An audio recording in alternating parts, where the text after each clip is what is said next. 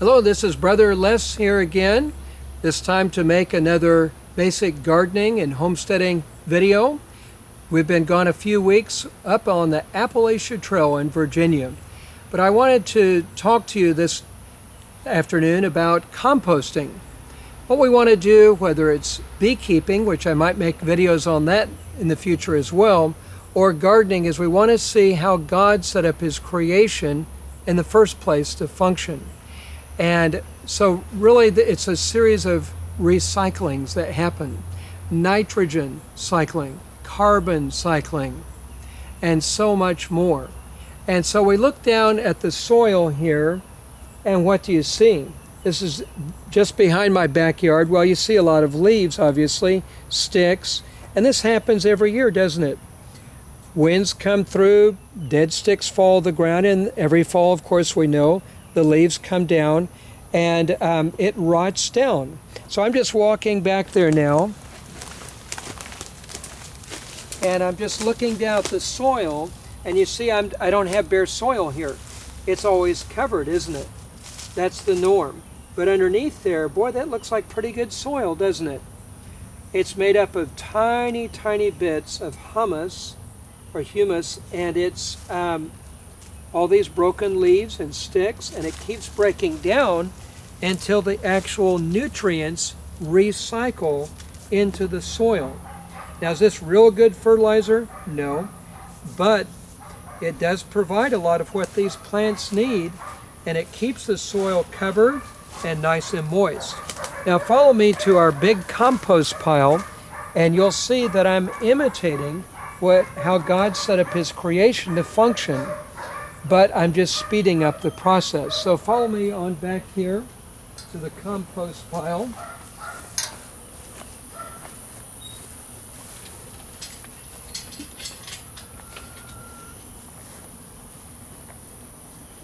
Now our chickens, we have them roaming around our yard in this solar-powered electric fence, but often we'll put them back where our compost pile because that's one of their favorite places to be. They love getting on the compost pile, eating whatever scraps we throw on it.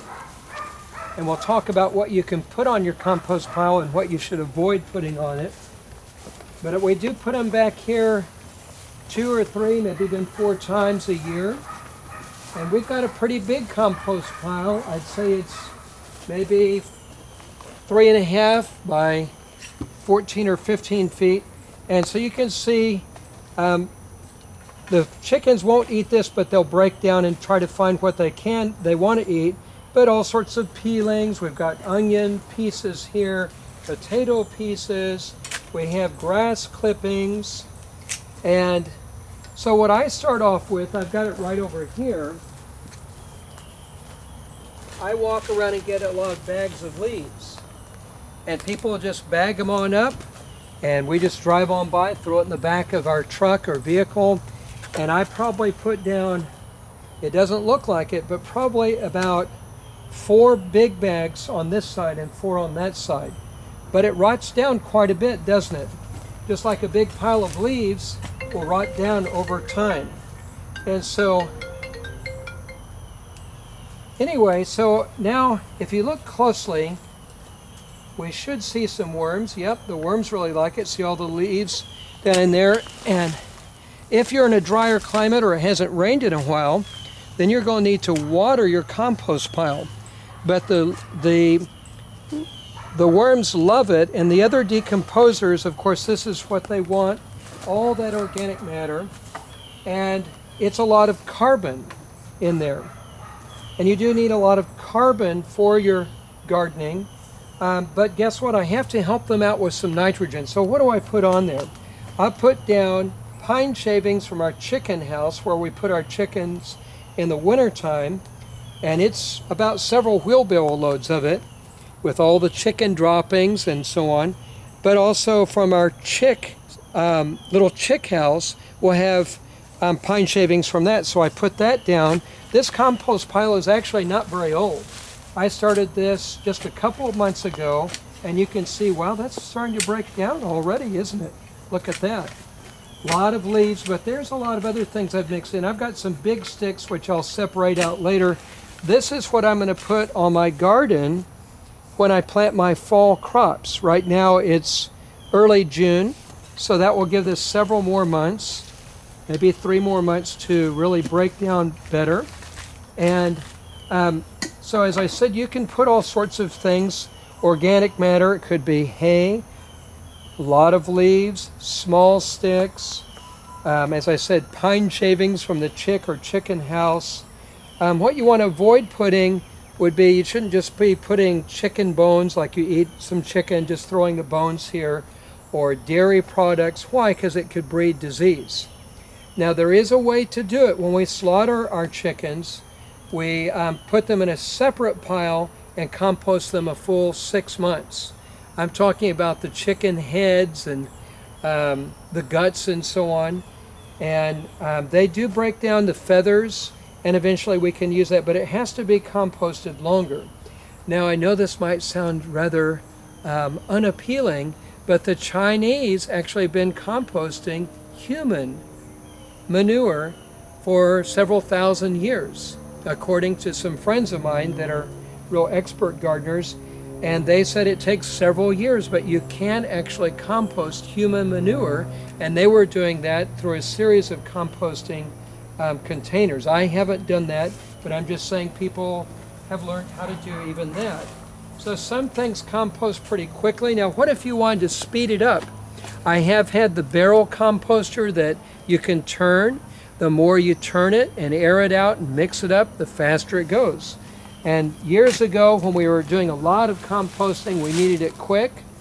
We had something about this big, and it was divided into 4 4-foot by 4-foot by 4-foot composting areas, and we would come out and turn it every day.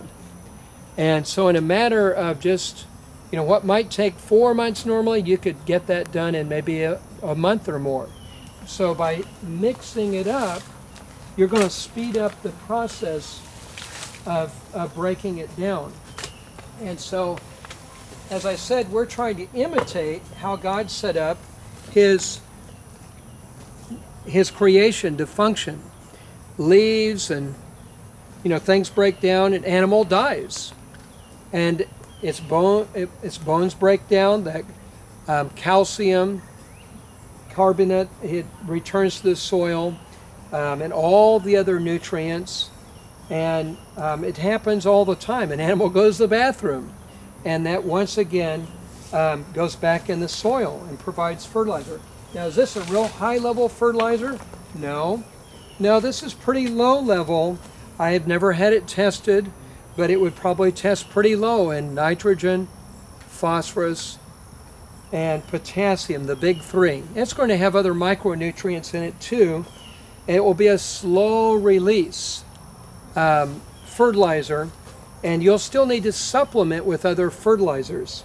But every time you plant, you want to put in as much compost as you can. Now, with how many garden areas I have, we can't just put a layer this thick. Our layer might be like this, but it's a whole lot better than no compost at all. So this is like good plant food, organic plant food for our new plants. And we do try to put some on each garden area each time we plant, if at all possible. Of course, the more composting you do, then the thicker layer you can put of compost, and that's even better for your plants. It's going to hold in the moisture.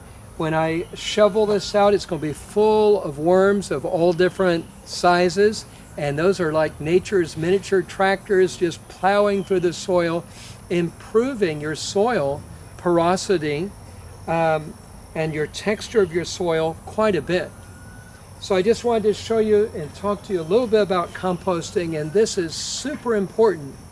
So you don't have to go and buy all sorts of products at some gardening place or Home Depot.